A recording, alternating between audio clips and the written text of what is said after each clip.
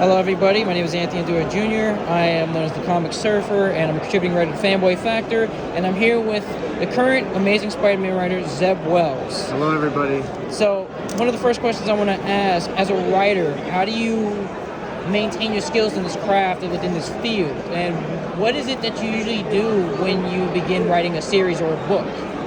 Well, it's like anything. It is like sculpting in a way. You start with it really broad, just a big lump of clay, and you just start thinking of a big, broad plan, and then you just keep getting more and more specific until you're in front of the keyboard, actually like writing the script. Okay, so I guess one of the things that I'm pretty sure is challenging is when you're writing a script, though. Usually, like, do you start off with an outline? Do you write like a bunch of like little notes, or do you just kind of just go raw and just write like a whole bunch of stuff and then see what it is that you take in or take out?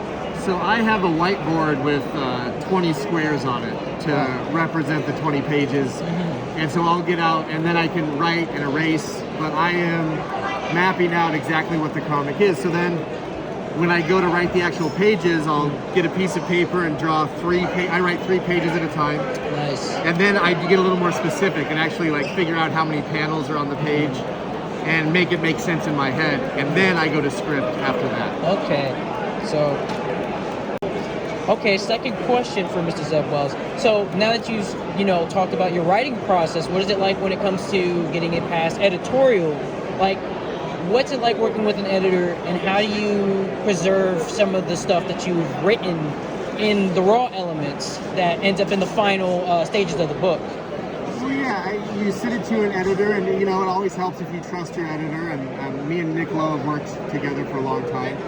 So I will send him, after I've done that whiteboard, I will send him a document of what that is. And then if he has any concerns or ideas or fun stuff, and we go back and forth. And I think comics, with the artist, with the editor, they do work best when they're collaborative. So you never want to just push someone's idea away just because it's not your idea. Right. If it's good, and if you disagree, maybe you come to a different compromise that is better than what you had. So yeah, it's a back and forth, but that's part of the fun of doing this stuff. So a very great, healthy version of that kind of collaborative effort that usually, I think, most of the time, and with the field of comics, people tend to always complain when things go wrong, but when it comes to having a healthy collaborative team, from the editorial to the illustrators to the letterers and colorers and the writer, that's a great thing to hear from time to time. I think that like a lot of people who are outside of comics don't often consider. Yeah. So that's very insightful, and thank you for that kind of info. Of course. All right, so the last question I want to ask is, you're the current writer on Amazing Spider-Man. I'd imagine, obviously, the kind of difficulties that come with writing a character with such a grand history of creative teams and writers and illustrators. So for this particular series, I've noticed that there's a lot of J. Michael Straczynski inklings and elements that seem to have seeped through in this series.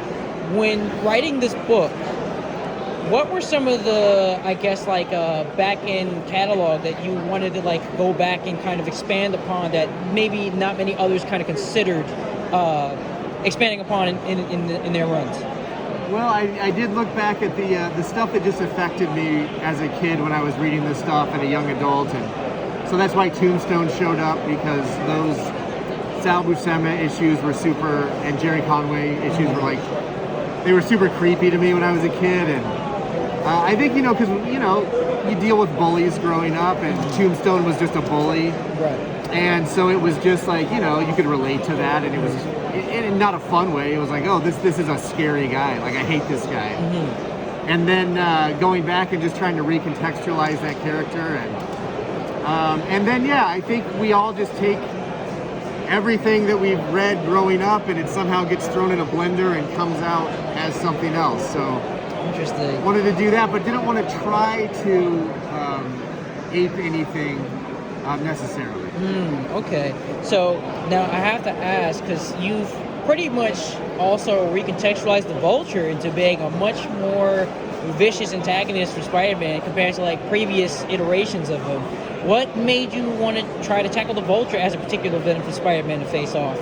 I just love all those Sinister Six characters, and Vulture from those old Ditko issues. It was he was just a great old guy, and So, and you know, but I think he's a mean old man, and I wanted him to feel mean and scary. So That's hilarious. yeah. Okay, cool. And I guess, you know, since you've been working with John Romita Jr. on this book, will we see you guys work together in a couple of other arcs down the road?